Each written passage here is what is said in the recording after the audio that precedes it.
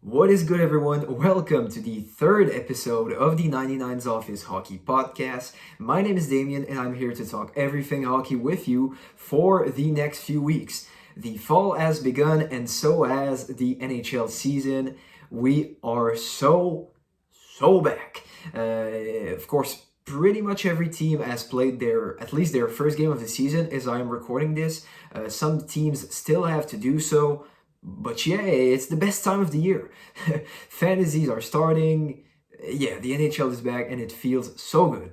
And today we are looking at some award candidates for this year. Who could take home best forward, best defenseman, best goalie?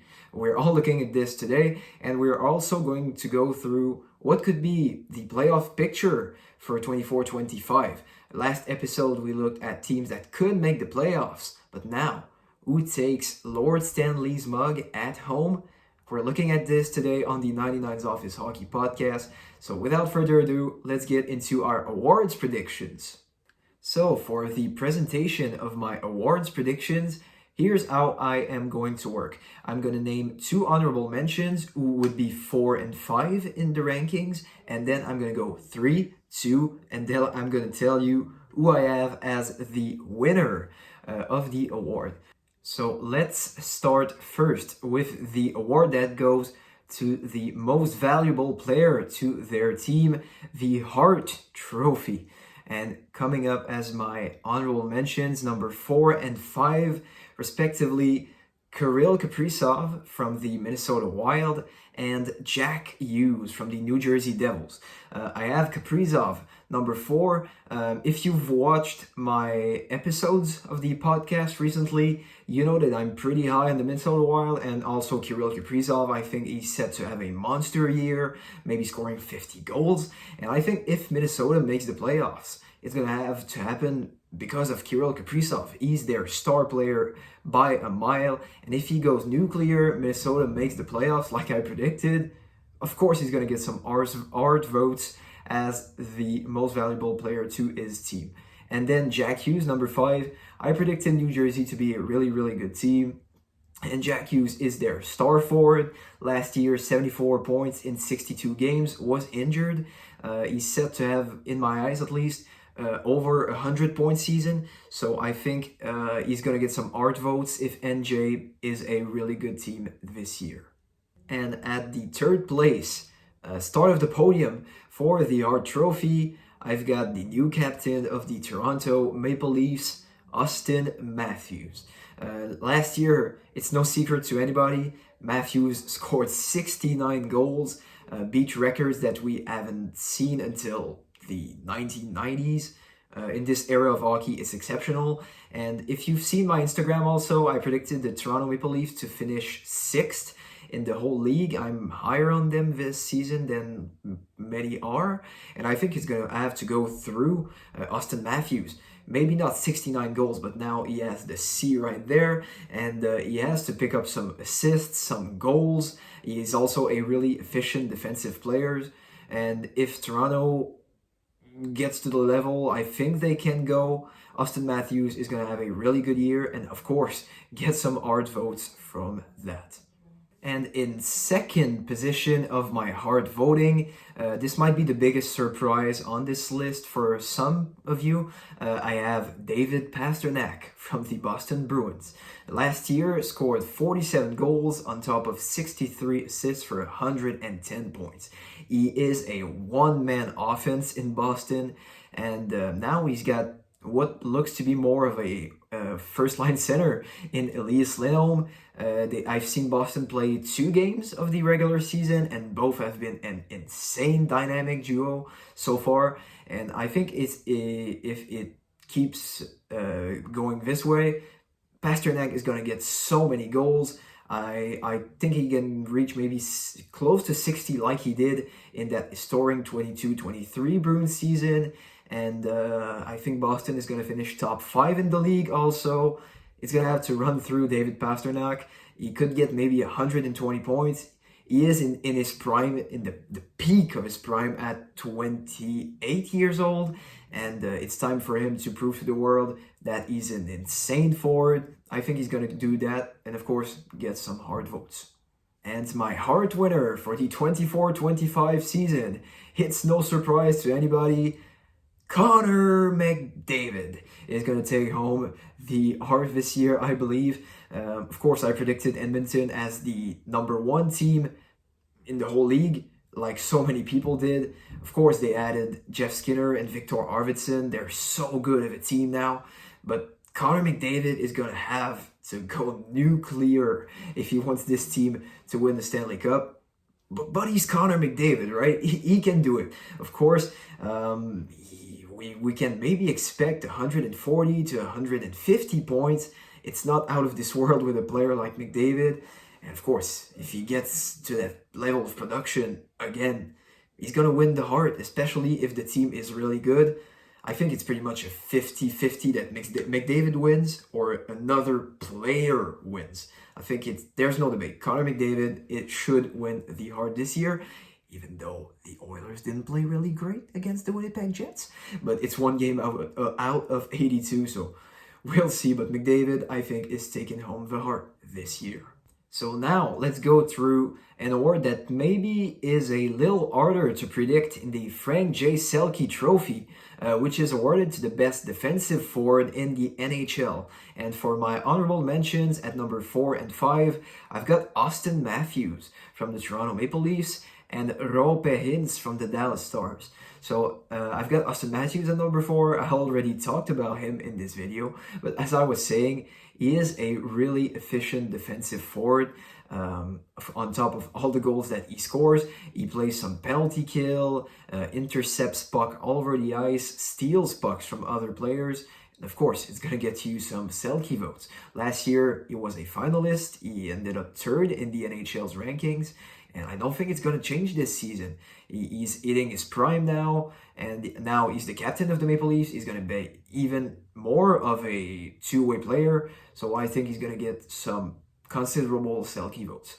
And at number 5, I've got Roope Hintz from the Dallas Stars, who had a bit more of a down year last season, 65 points, but he still ended 6th in the Selke votings of the NHL, and I think Dallas is set to be a wagon yet again, and he's going to go through Hintz. I think he's going to play a really good season. His defensive game should be on top, and that's why I have him at number 5. So yeah, Austin Matthews and Roope Hintz are my honorable mentions for the Selke Trophy. So now we are entering the podium for the Frank J. Selke Award, and I think that's where some hot takes are starting to pop. At number 3, I've got from the Minnesota Wild, Joel Eriksson Ek.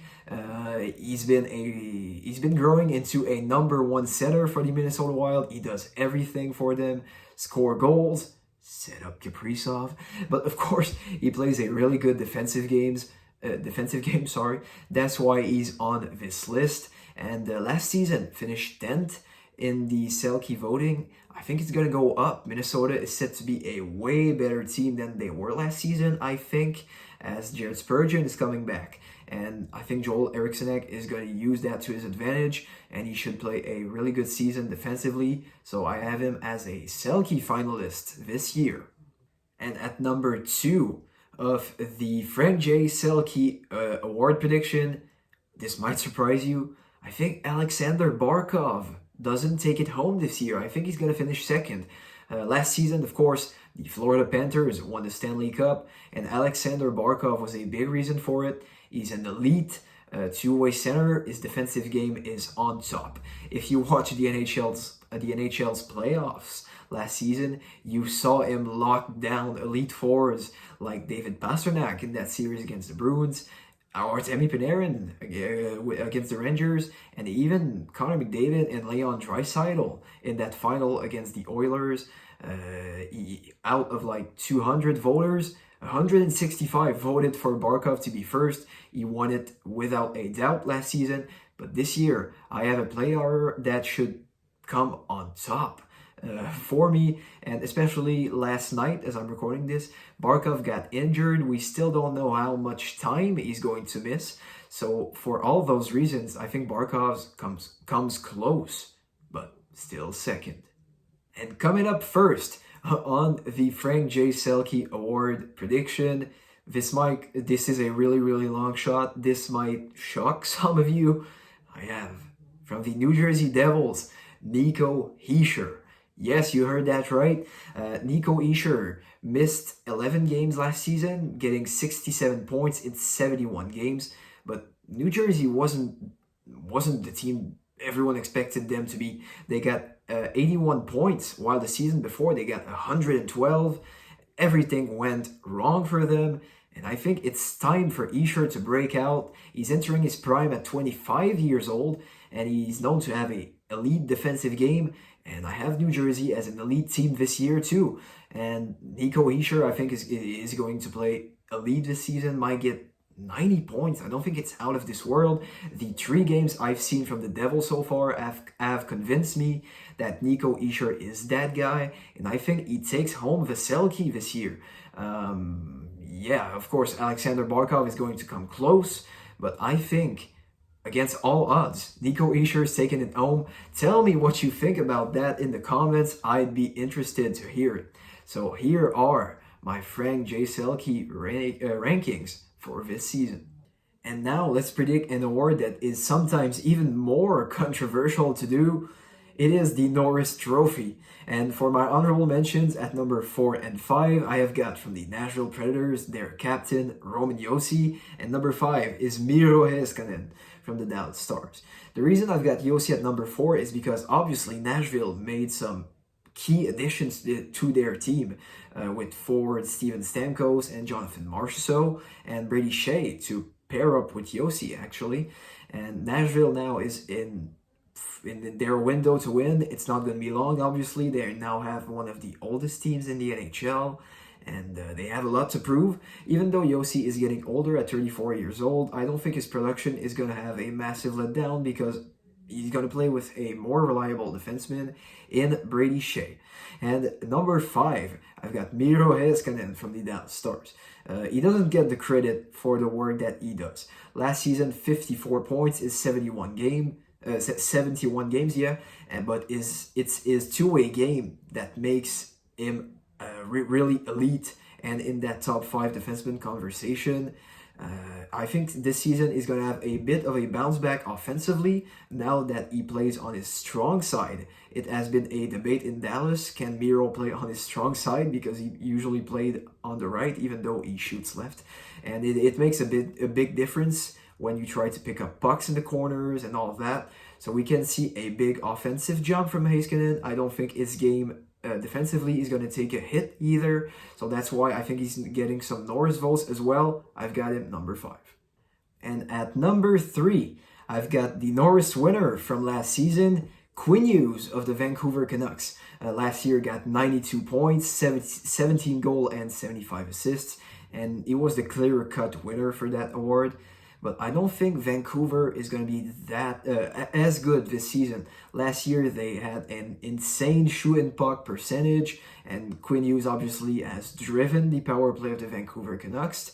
This season, I'm not as confident in their defensive structure. Yes, they've got Hughes and Ronek, but after that, I'm not too convinced. And obviously, Demko might be out with injury for a long time, so we're not too sure what's going to happen. I think Quinn Hughes' production is going to go down a bit. 92 points is insane for a defenseman.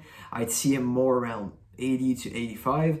It's still really, really solid. I just don't think he's going to have that career year like he had last season, and that puts him 3 on my Norris list. And coming in at second place of my Norris rankings, I have another player that might surprise you by where they are ranked. I've got Cale Makar of the Colorado Avalanche. Last season was injured for a couple games, but still got 90 points in 77 games. Obviously, he's an offensive machine for the Colorado Avalanche. But he finished 3rd in Norris voting, and there's a reason why. His defensive game really took a hit last season. At times, it was not looking really good. And I'm not too high on this Avalanche teams for this season. Their depth is not all that. Obviously, they have their star power with McKinnon and Rantanen. Makar is completing that trio. But I'm not too sure how we can bounce back that much defensively and get back into the top 10 of the league. So obviously, I think he's going to have a way better season defensively and keep being an offensive machine. But there's another player that I have that I think can go even higher this year. So Makar second will come close to first. You'll hear who I have in just a second. And the player that I have winning the Norris for the 24-25 season, this might be a hot take for a couple of you. I have got Adam Fox from the New York Rangers. Last season, he got 73 points in 72 games, which is just above a point per game. But the difference with Makar is that he has the defensive metrics to show up for the best defenseman in the league award, and I don't think it's going to change. I have the New York Rangers still being an elite team this year. They started out strong against the Pittsburgh Penguins, taking home the W 6-0. I think Fox just is a two-way beast, and I think he's going to take home his second Norris this season.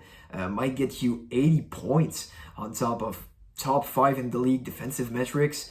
I'm really high on a guy like Adam Fox, and I think he takes home the Norris this season.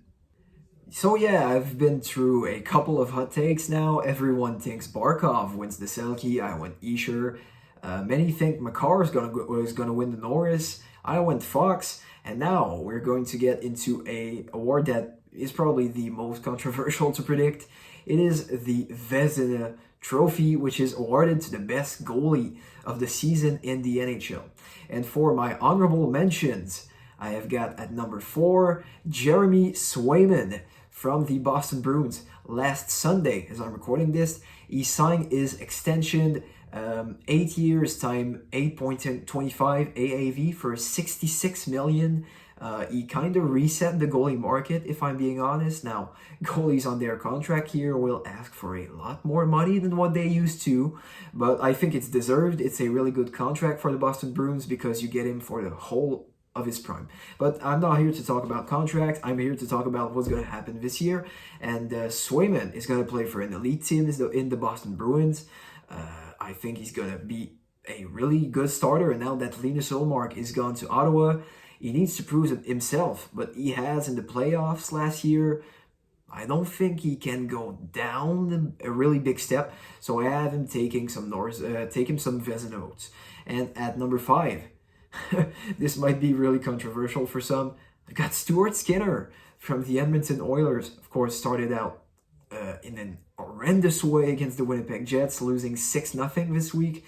But Edmonton is set to be, in my eyes, the top team in the league, and this come with W's, right? And I think Skinner is going to get a lot of them wins this year.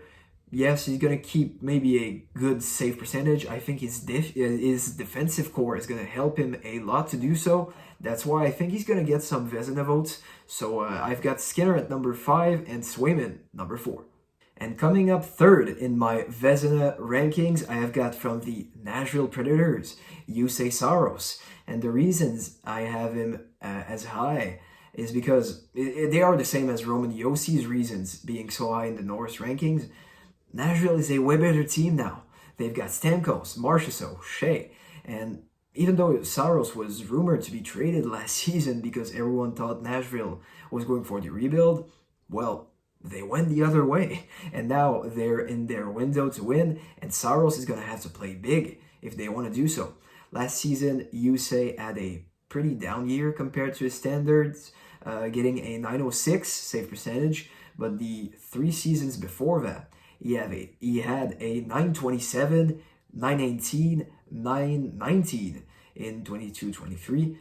Those are top 3 to 5 goalie numbers around the NHL, and I think he's going to sustain these numbers this season because Nashville is a way better team. His defense, especially his top pairing, is a tad more solid than last season. I think it's time for him to prove that he's a top goalie, and I think he's going to do so. Nashville is a good enough team to make it happen. So yeah, I've got Saros number 3 on my Vezina ranking. And coming up just short of the Vezina this season at second place, I've got what might be a surprise to some, Jake Ottinger from the Dallas Stars. Last season, he had a 905, which was a pretty down year based on his standards. But there's a few reasons I have him higher this year. He's on a contract year. At the end of the season, he becomes a RFA for the Dallas Stars, which is a restricted free agent, if you didn't know. And now that Swayman has reset the goalie market, Ottinger might get a big bag of money this offseason, and I think he's going to have to earn it with a GM like Jim Nill, but it's not out of this world, obviously. Dallas is still a wagon, and as I said, contract year players usually perform a bit more to get paid the big dollars, and I think Ottinger is no secret. He looks so calm in the net, plays a bit like Carey Price, if you ask me. And I think he's going to get that money, but it's going to come with a big season for the Dallas Stars. I expect him to get something around a 920, and obviously that's going to earn you some Vezina votes, and that's why I have him number 2. And the goalkeeper I've got winning the Vezina this season for the second time in his career, I've got Igor Shesterkin from the New York Rangers. If you watched the playoffs last season, you noticed how good he was. In that series against the Carolina Hurricanes, at some point the Rangers had a 3-0 lead, but I'm not gonna lie, if Igor wasn't there for the Rangers, I think the score would have been a much different. And he stood on his head, and I don't think he's going to change this season. Last year, he had a bit of a down year compared to his standard, and he still got a 913. That's a down year for a guy like Igor Shesterkin. His career average is 921, which is absolutely crazy, to be honest. And he's looking to get paid the big money, just like Ottinger. This week, it came out that Shesterkin rejected a 11 million salary per year for 8 years. He rejected 88 million. That's how good he is. I don't think he's going to change this season. I'd see him having a 925, getting 40 wins. The New York Rangers are still an insane team, and Shesterkin is going to be a big part of it this year, and I have him taking home the Vezina trophy. And to round out our awards predictions, I'm going to go through the one which is the most fun to predict. It is the Calder Trophy, which is awarded to the best rookie of the season. And for my honorable mentions at number 4 and 5, I've got Brent Clark from the LA Kings and Maverick Bourque from the Dallas Stars. For Brent Clark, obviously, if you watched the hockey preseason, you saw that Drew Doughty had a rough injury against the Vegas Golden Knights, and now they need a top right D-man to take up his spot if they want to make the playoffs. And I think Brent Clark is set to take that role. Last season got 46 points in the AHL and also got 16 games in the NHL to get his feet wet, to be honest, get started in the NHL. And this year, he's playing some time, and I think he's set to replace Drew Doughty for a while to drive that power play 1. I could see him getting 35 to 40 points now because he's going to get a lot more minutes, and yeah, that makes up for a 4th place in the Calder voting. And at number 5, I've got Maverick Bourque from the Dallas Stars. Was the MVP of the AHL last season, getting 77 points. His spot is in the NHL right now. He was injured in that game against the Nashville Predators this week, but he's going to get to play really soon, and he's gonna be on that third line with Jamie Benn and either Wyatt Johnston or Logan Stankoven. This is the perfect place for development in Dallas with Joe Pavelski gone, and I think Maverick Bourque is good enough to take that opportunity. I think he's going to get somewhere between 40 to 45 points and get some Calder votes to his name. And at the 3rd place in the Calder voting, I have from the Philadelphia Flyers, Matvei Mishkov. Surprisingly, this offseason signed a contract in the NHL.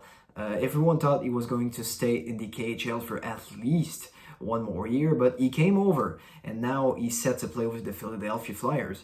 He got 41 points in 47 games in the KHL last season, which is absolutely out of this world for a player of this age.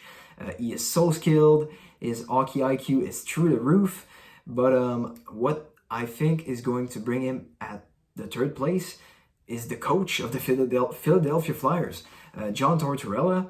This week came out and said that Mishkov wasn't going to be the savior of this franchise. He's just a player like anyone else.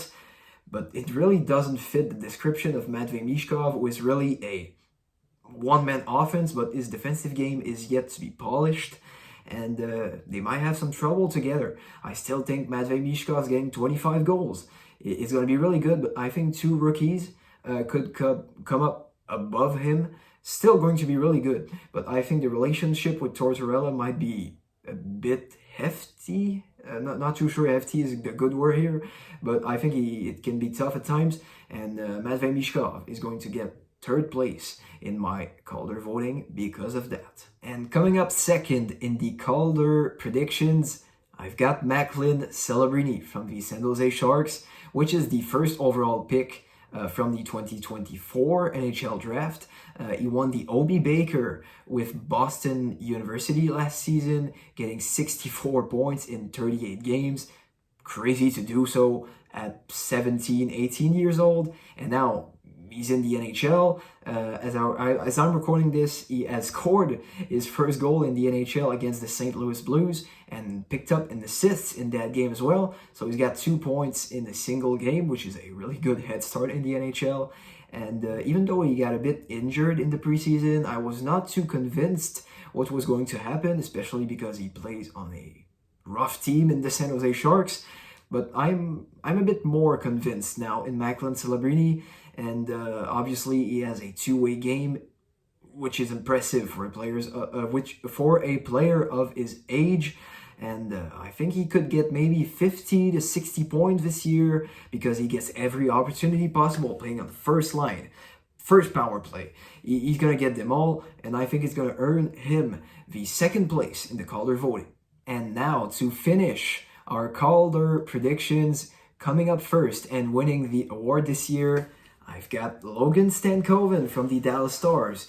Obviously, he's been rumored to be one of the top guys, but very few experts and others have him as the winner, and I think he can do so pretty easily. Last season, played 24 games with the Dallas Stars, getting 8 goals and 6 assists for 14 points, and he also played a really big role in the playoffs, showed how much energy he has to get the puck back.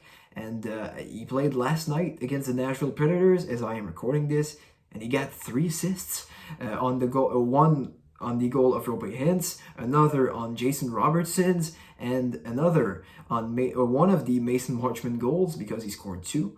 And he was on that top line because of the injury to Maverick Bourque, as I was talking about a few minutes ago.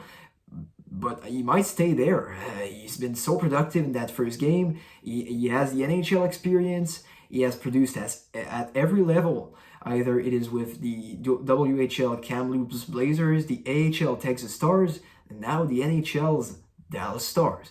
I think Stankoven is set to take home the Calder this year.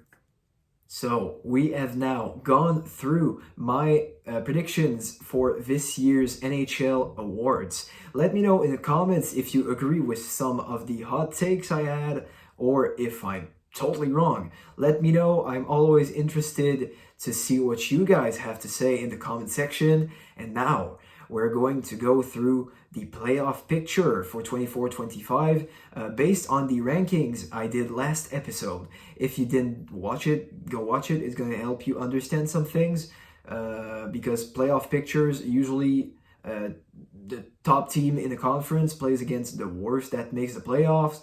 I'm going to explain it a bit in a few seconds. So without further ado, let's get right into it.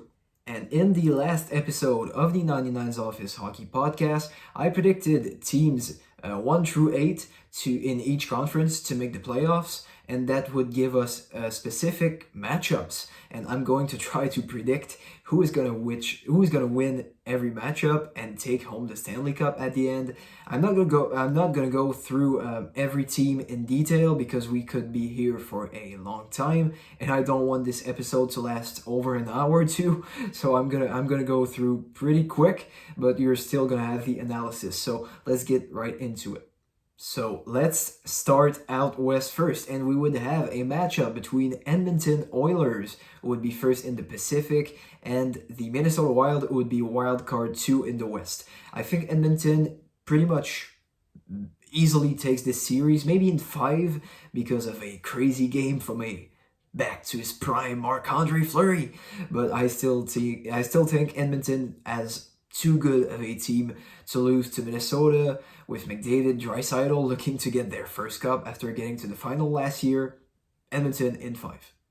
Then we would have a matchup between number 2 and 3 in the Central, between Colorado and Nashville.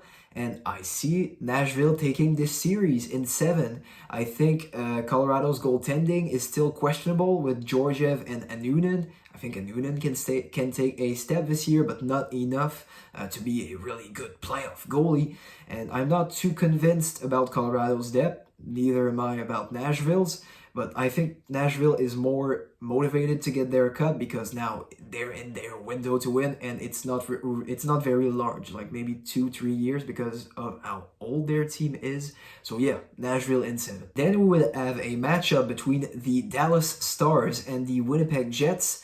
Dallas coming up first in the Central, and Winnipeg being wild card 1. I have Dallas taking this series in 6. It's not going to be an easy road for them. I think Connor Hellebuck will give him some tough nights, but I don't think Winnipeg has the offensive depth to compete with a Dallas team, and the defense of Winnipeg outside of Josh Morrissey is not really playoff caliber in my eyes, with Neil Pionk and other guys that are maybe third pairing guys that are playing sizable roles in Winnipeg. So I think Dallas is going to have the W at the end in 6 games. And the last matchup of the Western first round, I have Vancouver and Vegas, which would be number 2 and 3 in the Pacific. And I have Vegas taking this series in 6 games. As I said earlier in the pod, I'm not too high on this Vancouver team because of the goaltending, which is a bit questionable right now, and the defense. Outside of Quinn Hughes and Philip Roenick, I'm not too high on it. Even though Vegas lost a lot of pieces last season, they now have the playoff experience. Obviously, we're getting the Stanley Cup win in 2023.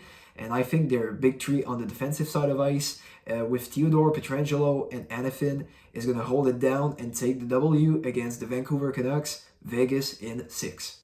So let's go on the East Coast now for the first round matchups. And coming up first, I have Boston, which would be the team number 1 in the Atlantic, and Tampa Bay, which would be wild card 1. I have Boston taking this series in 6. Tampa Bay, obviously, I have their star power with Kucherov, Point, Gensel, Hedman, and Vasilevsky. But outside of them, they lost many sizable pieces, and I don't think it's enough to compete against a more deep roster, especially on the defensive side of things with their really good top 4 of the Boston Bruins. I don't think Tampa Bay can compete, so that's why Boston takes this in 6, in my opinion. And then I have maybe one of the most interesting matchups, if I'm being honest. It would be between teams number 2 and 3 in the Atlantic, in Toronto and Florida. And I think Toronto takes the dub in 6. Now that they've got Matthews as their captain, the leadership group changed a bit, and this Florida team looks like they're a bit broken down after getting to the final in 23 and getting the cup in 24. It weighs on the team, and I think they might have a slow start. Didn't look really good against the Ottawa Senators last night, and I think Toronto, which is set for a long run, they've been waiting for a while. They can take the dub against the Florida Panthers this year. This might be a bit of a hot take, but Toronto takes the dub in 6. And now I've got the New York matchup between the Rangers, number 1 team in the conference, and the wildcard 2 in the New York Islanders. And I think the New York Rangers should come on top here. They have playoff experience now, getting to 2 Eastern Conference Finals in the past 3 years. I'm sorry for that, in 22 and 24, and I think they should beat a team like the New York Islanders, who have, yes, a good defense, but I'm not too high on their forward core, and we're not sure what's happening with Sorokin just yet. So a team that is as deep and as the star power as the New York Rangers have, they should beat the Islanders. They'll do it in 5, in my opinion. And the last matchup for the first round in the Eastern Conference would be between the New Jersey Devils and the Carolina Hurricanes, number 2 and 3 teams in the Metro Division. And some might think New Jersey will get pretty easily out of this, as Carolina is in a retool phase maybe for this year. Obviously, I think they're still going to make the playoffs, just they don't really have a second line center. But I still think New Jersey's going to take the dub, but in 7, because I think Pyotr Kochetkov is set to break out for the Carolina Hurricanes. He's shown signs of it these past 2 years, and I think in this playoffs, he could do maybe a 22 Jake Ottinger, getting a 954. No, maybe not a 954. But I think Pyotr Kochetkov will have a great series and keep Carolina in it. But New Jersey will take the dub in 7. Their defense is too strong, and their forward core as well. If Markstrom is solid between the pipes, I think they take the dub in 7. So that brings us to our second round, and we're going back west. Edmonton would play against Nashville in the second round, and I think that's where Nashville's dreams come to an end. Edmonton will take the dub in 5. Yes, Stuart Skinner might not be the best goaltender, but Ekholm and Bouchard are a really solid pairing for the Edmonton Oilers. And as I said, I'm not too convinced about Nashville's depth, especially defensively. Outside of Yossi and Shea, their bottom 4 is looking pretty shaky, with Lausanne, Carrier, Spencer Stastny, and Luke Schenn. Not really a contenders bottom 4, not gonna lie. So I think players like McDavid and Draisaitl, Zach Hyman are gonna find the holes in the defense and score a ton of goals, especially even if Jussi Saros is in net, might not stop all of them. So I think Edmonton takes the dub in 5. And the other Western Conference second round matchup would be a revenge tour of the revenge tour between the Dallas Stars and the Vegas Golden Knights. These two teams have seen each other a lot in the past 2 years, and I think Dallas would take the dub against Vegas, but it wouldn't be a walk in the park. I think Dallas takes it in 7. Lyubushkin and Dumba weren't really convincing in their start this year. Obviously, they're more stay-at-home defensemen, and some teams might use that to their advantage in the playoffs. And I think Vegas could score some goals because of their liabilities, sometimes in their own zone. And even though Ottinger is going to be really good, and Dallas still has that insane top 9, like it's the best in the league and by far, I think it's not going to be easy. I still have them taking the dub in 7 though. So let's go back in the East for our second round matchups, and we would have a rivalry taking place in the second round, a revenge tour of the matchup from last season between Toronto and Boston. And these two teams really play hard when they meet each other. But this time, Toronto comes on top in 7 games. Yes, you heard that right. Matthews is the new captain. I believe in it 100%.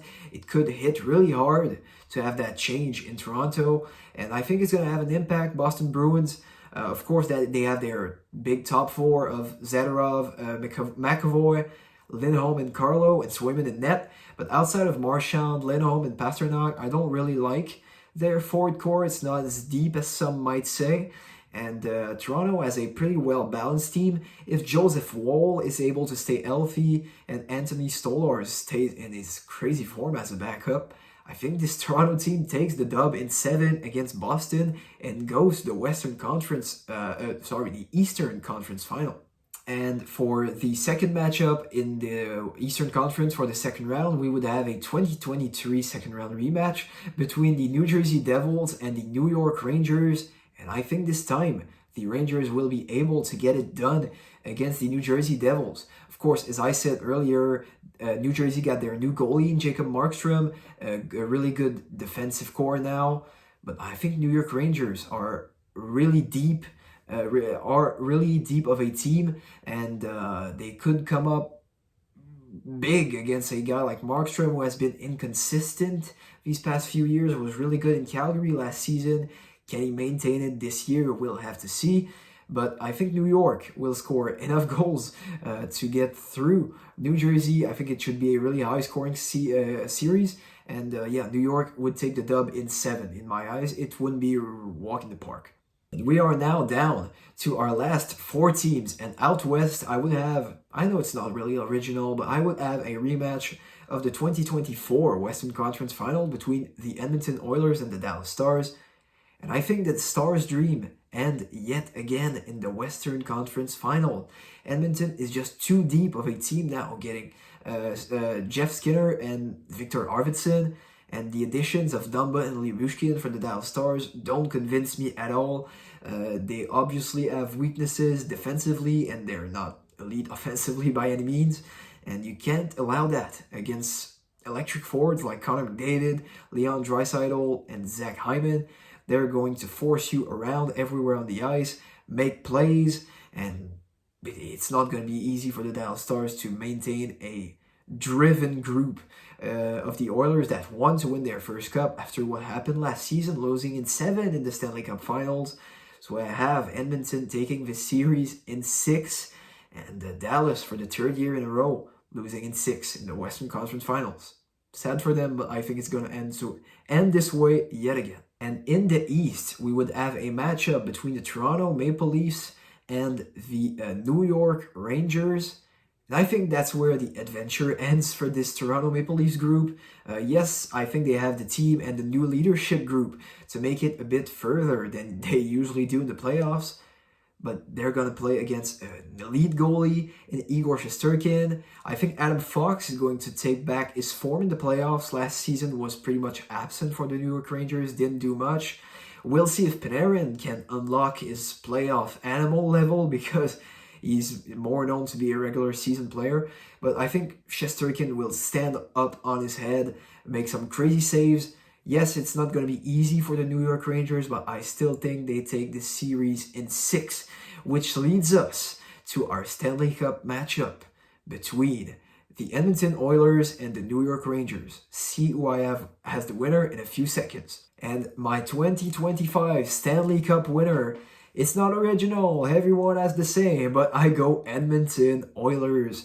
Of course, after what happened last year, losing in 7 in the Stanley Cup Final, after coming back from a 3-0 deficit against the Florida Panthers, if there's no other way to drive a team, I don't see how it's possible. This team will be obviously motivated to get it done, and they're going to play against the New York Rangers, who are also motivated to get it done. Probably haven't won a cup in 30 years now, and they have come close a few times. But no one can really stand up to Connor McDavid and Leon Draisaitl when they are at the top of their games. And obviously Evan Bouchard driving that power play. The second New York takes some stupid penalties, if that happens, Edmonton uses full advantage of it. And I think they win the 2025 Stanley Cup, which would be the first time for the Oilers since the Gretzky era. So that's going to be all for me today, guys. Obviously, it was a bit of a longer video. I hope you enjoyed it. If you did so, make sure to leave a like, to comment, to let me know if my takes are horrendous or if you like them. Obviously, you can also talk to me about the quality of the sound, the image. I'm up for reviews. I want to make this product the best as I can. So if you want, leave me a comment. And if you like the content, make sure to leave a subscribe so you don't miss the next episodes. So that's going to be all for me today, guys. Have a good one.